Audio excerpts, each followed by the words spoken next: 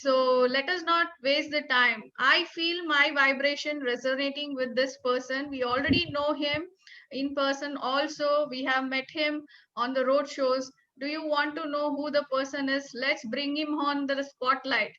Can Vijay, can you please help me bringing him on the spotlight? So he is Mr. Kalpesh Patel.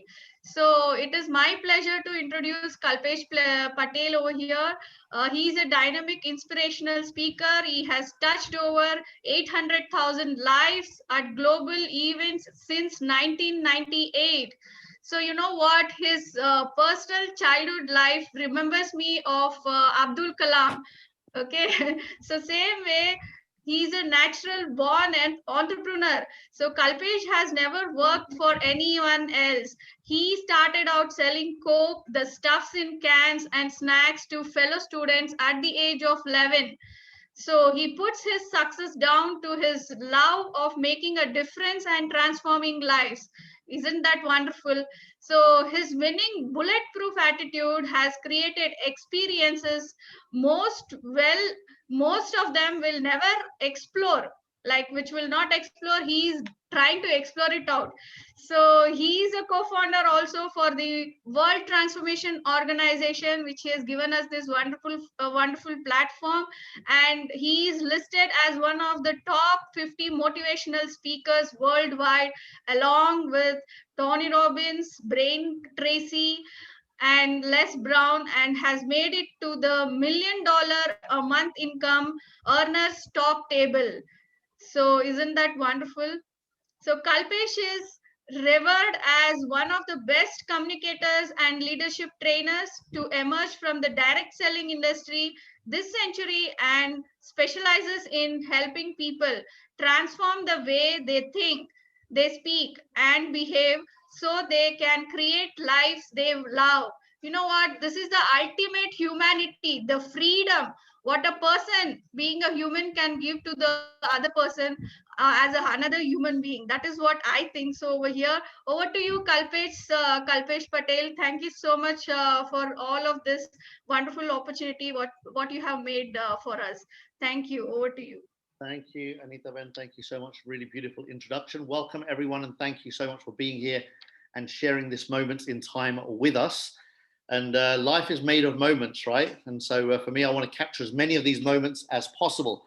And so let me just share a little bit about my business journey so you can get, I hope, some insight into how my mind works and why my mind works a little bit differently maybe to most people. And it starts from a young child who watched his parents grow up while I was growing up, but watched his parents while he was growing up work really, really hard in unskilled labor jobs. And so my story actually starts 2 generations ago. My grandparents on both sides, they left India. They left Gujarat on wooden boats, what they called van back in the day. So these boats were unstable, unreliable, and many of them didn't make it to Africa during the British Raj. And both of my grandparents on both sides, they got on these boats, they went across to Africa, and they made it, thankfully. I'm grateful for that. One of our uncles actually did die on one of those journeys. The boat never arrived on the other side. So the stories of boats not getting to the other side are very real. And we have first-hand experience of that. So anyway, I'm blessed. My grandparents both got to Africa, to Kenya, and they built railways for the British Raj. And so, labor, if you understand, is where I came from. Hard work, physical labor is the roots of my family, but also entrepreneurship. It takes a certain kind of individual to leave one country to go to another country on a boat that might not make it, when they are not running away from war, they are not running away from famine. They were just, poor but happy, normal human beings living in India. They weren't poor, as they had homes and whatnot, but they were entrepreneurial. That's my point, to be able to make that journey. Then my mum and dad were both born in East Africa, dad in Kenya, mum in Tanzania, and they were raised as Indians in Africa. And I was born in Kenya as well. When I was 1 year old, they left Africa for England. And so again, that entrepreneurial spirit kicks in again, that flexibility, that ability to do whatever you must to progress. And so the threat, this time there was a threat. Idi Amin was killing Indians in Uganda, a neighboring country. And so my parents decided, as did many, many Indians in East Africa, that it was unpredictable and unstable. So they should make some plans to arrange for maybe a safer environment. So many of them, including my parents, they left everything behind. And with the bare minimum, they jumped on planes, packed what they could, and left their businesses behind and came to England with very little. Long story short, there I was a year old. There were 37 of us living in a 4-bedroom, semi-detached, terraced house. So, middle row houses. There were 37 of us living in that house. All of my uncles, my aunts, their children, and some cousins. So very busy house, you can imagine. In fact, we used to share beds. So whoever was working nights would sleep in the same bed during the day while the others got up and went to work. So I saw very hard work ethic that was willing to do what it took to win. Again, that was the theme that I pick up right across all of the generations. But also living in harmony. There was no really noise. Everyone was laughing, joyful, playful, and people just got stuff done. It was like a busy railway station that worked. Organized chaos is what I call it. But people all had an understanding, they had a love and respect for each other. They knew that there was unity, there was commitment, there was teamwork. All of that was involved.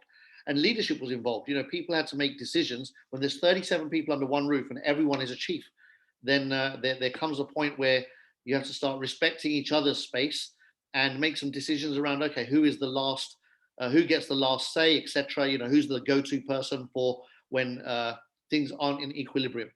I was lucky and blessed that that was my dad. He was the guy, if you like, the head of the table. Even though he wasn't the eldest, he was number 3 of 5 children. But they respected my father as the head of the table, if you like, because of his thinking. He was very forward thinking, very visionary, and very creative in his approach. And I remember when I was young, I was 7, 8 years old. We went to a wedding, and my dad was the owner of a car when there were only 3 cars on our entire road, just 3 cars. Back then in the early 70s, 1971, 72, in those early years, people didn't have cars unless they had money. My dad had a passion for cars, and so he worked really hard, 2 jobs, to make sure that he could afford a car as well as maintain his share of the house. But also economies of scale. They lived together, saving a fortune in overheads, of course, which allowed everybody to progress. They also gave all of their money to the eldest brother in the family. So all of them would work and they'd put all of their money in one pot. And from that pot, they paid the rent, the food, the bills, everything. And whatever was left would go towards freeing family members. So first, the eldest brother got his shop with the money that they saved. Then they continued the same process till the second brother got his shop. Then it was my dad's turn. And one by one, we all broke free of the nest, if you like. And all of us had our own businesses.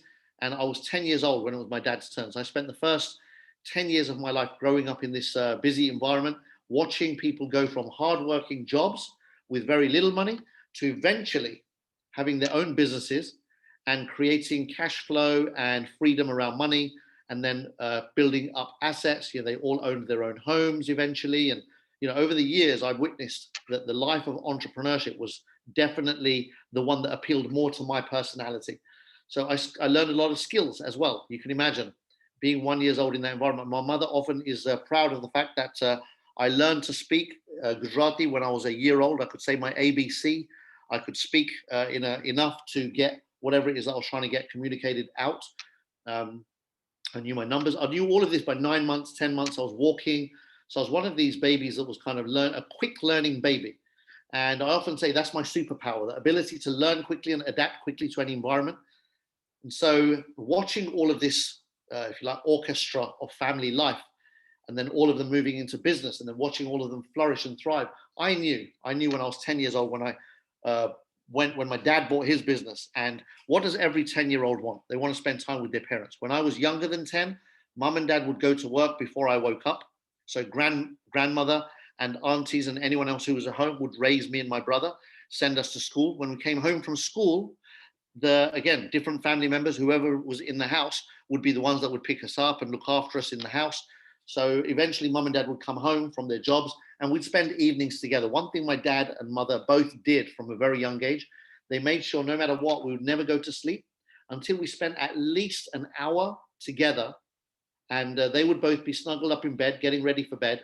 Myself and my brother would be sat at the foot of the bed, and they would make us do our times table all the way to 12, and just ask geographic questions, and just learning Q&A kind of stuff, and just playful learning, right? So again, the focus was always very much on, listen, we don't want you to work as hard as we do. We want you to be educated, and so you can have a better lifestyle. So in their paradigm, in their world, they didn't actually look at entrepreneurship as a powerful way to be. For them, they thought that you should be a doctor, a lawyer, an accountant, get a good degree, get a good job, be suited and booted, put on a tie, and go to work and earn better money than the factory workers that they were.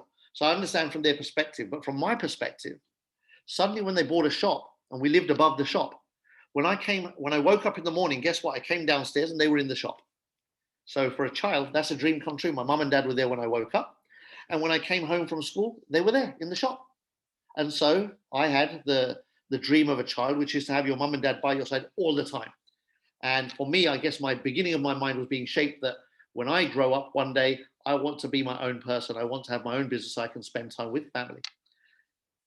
By the age of 11, my dad had already taught me so much about entrepreneurship that 1 year in the shop, he would take me to the cash and carry with him. He would show me the cost of purchase, the value of VAT, why VAT had to be paid. He would just talk to me about business, all the mechanics. Even though I was just 10 years old, he would talk to me, he would get me to work stuff out. I was very quick mathematically, my mind.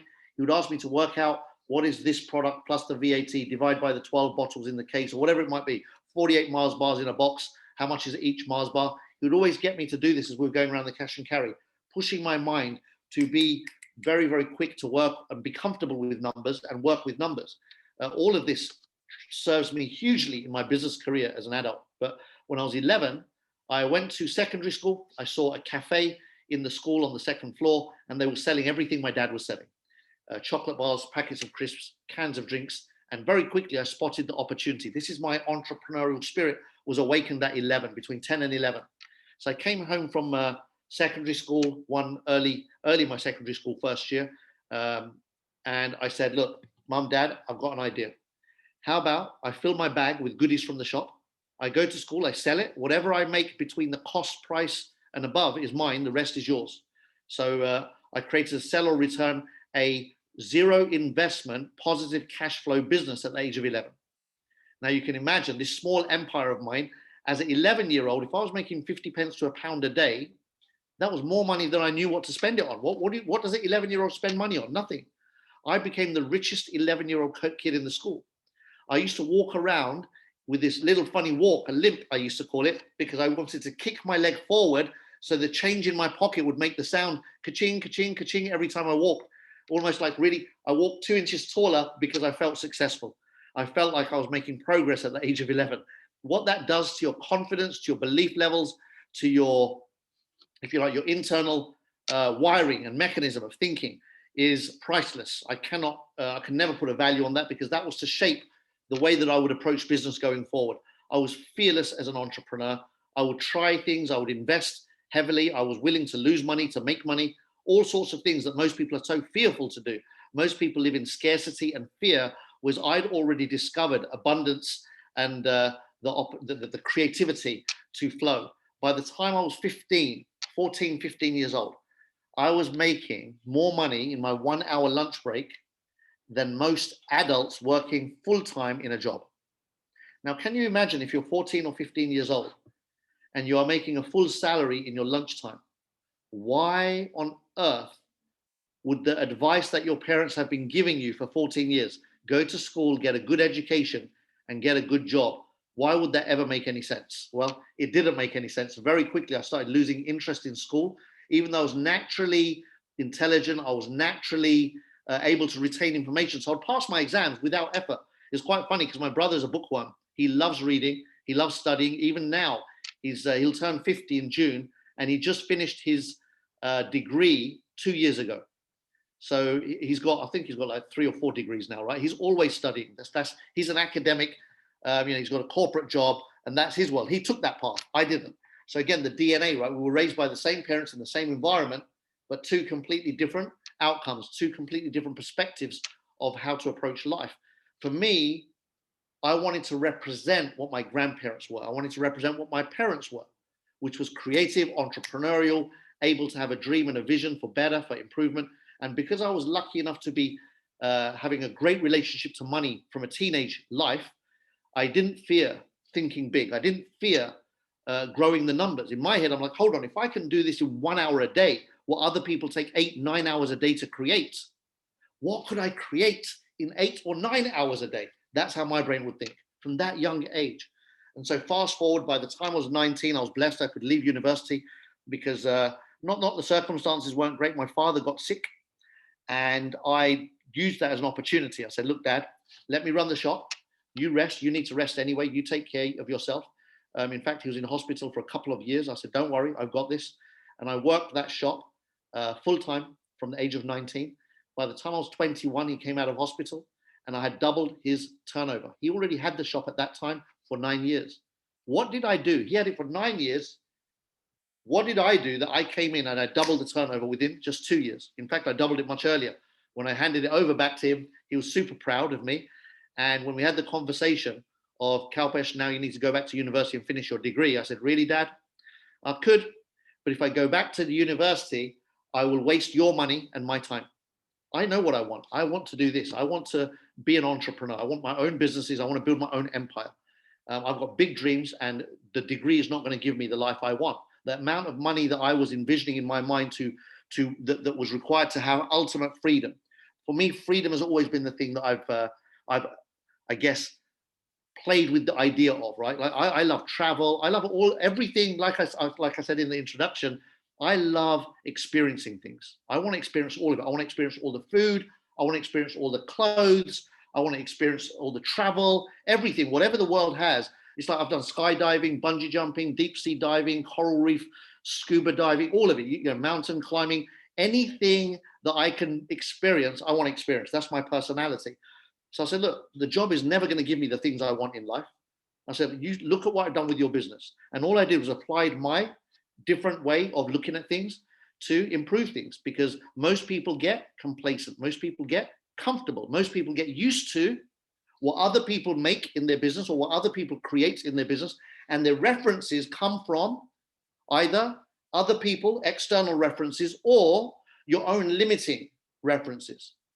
Because from a young age of all of the experiences I had, I didn't have that. I was like even now, I remain playful in my mind. I never want to be trapped or confined by my own limitations. And I'm aware of my limitations. So fast forward a little bit more into the future. At 23, I lost my father. He was the rock of my life. He passed away when I was 23 years old. And I was already financially independent at 23 through my own businesses. When he passed away, I lost interest. I lost interest in business. I lost interest in my relationships, my family, my friend circle, my social life, everything. All the lights went off.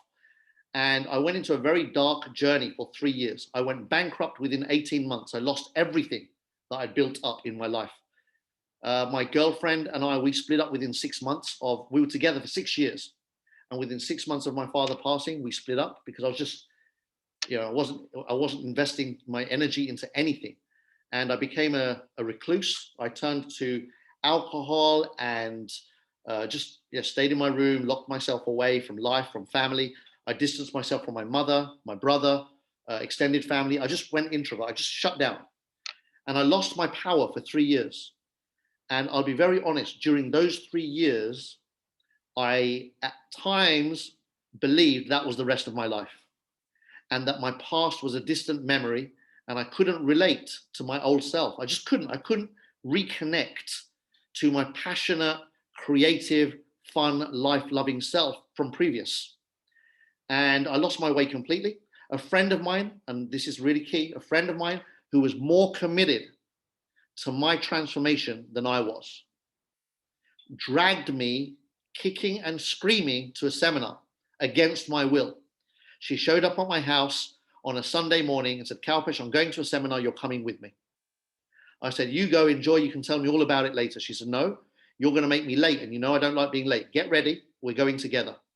We went to the seminar, and there must have been 800 to 1,000 people in a room, huge room, everyone's high-fiving and smiling and hugging, and the energy was electrifying.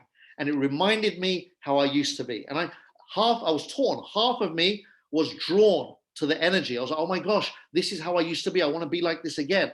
And the other half was so distant. It's like, I don't know how to be like that again. I don't belong here. I felt like, what am I doing in this room? Like, I'm so not like these people right now. And I had this real kind of tear in my mind of what do I do with this situation? I stayed with it. I sat, I listened to the speaker, and he went through his life journey. And I tell you what, he went through so much pain, so much agony from a younger age. He was abused as a child. He got into drugs. He ended up in prison. He had a really rough life journey. And as I'm listening to him, and he's passionate and excited and loving life on stage in front of me, I'm like, if somebody can go through all of that and be on stage passionate, who am I to let one event spoil my entire life? And I said to him, listen, I love your talk. Thank you for sharing. What's the path? What is the, if you like, the next thing for me to do? I've come here. I love it. What do I need to do? And he said, start reading. And I hated reading. I'm a dyslexic. I had no interest in reading stuff that was not going to serve my, if you like, greater good. Academic stuff never did it for me. And so when he said reading, part of me was like, oh my God, reading? Are you kidding me? I hate reading. And he pointed me to two books, Think and Grow Rich by Napoleon Hill and How to Win Friends and Influence People by Dale Carnegie. And these two books were the beginning of a brand new chapter of my life. And they saved me, literally, they saved me and delivered me to the world because they reconnected me to my old self. The access that I'd lost, how do I get back to this person I knew and get rid of this new one that's taken over this body? And these books, for me, were not new information. When many people read these books, they're like, it's new information. For me, it was, that's what I used to do. I just didn't know that it was a strategy. I did not know success was strategic. I always thought I was blessed and lucky and fluke. And, it's like I had the Midas touch. I'd often say, look, I had the Midas touch. I don't know why it's like this. I then learned it was all strategy. And from that point onwards, I made a commitment to spend the rest of my life teaching this information that I wish was taught to me as a child, but it wasn't. I had to discover it myself. And then I made a mission to just share that with the world for the rest of my life. And that's what I've been doing for the last 25 years. So that's a little bit of my journey. And I love it. I love entrepreneurship. I love people. I love making a difference. Most of all, I love leaving behind whatever the universe has given to me. I want to be used up, and I want to be a sponge that's so squeezed out by the time I die, there's nothing left. That's my kind of attitude and approach to living. So I hope that inspires some of you along your entrepreneurial journey. Thank you. Thank you so much, Kalpesh sir. That was beautiful narration of your life, actually. So in the short time period, you have given a lot of insight of life, where you went through a lot of struggle over there, coming out like a phoenix bird over there. Okay, and you're also giving colorful wings for all of us, people like us who want to come up on seeing your life story. It is really impressing us, and we would like to look forward to join hands with you. And we are running short of time. I'm so sorry for that interruption. So it's now time to bring upon our next wonderful speaker.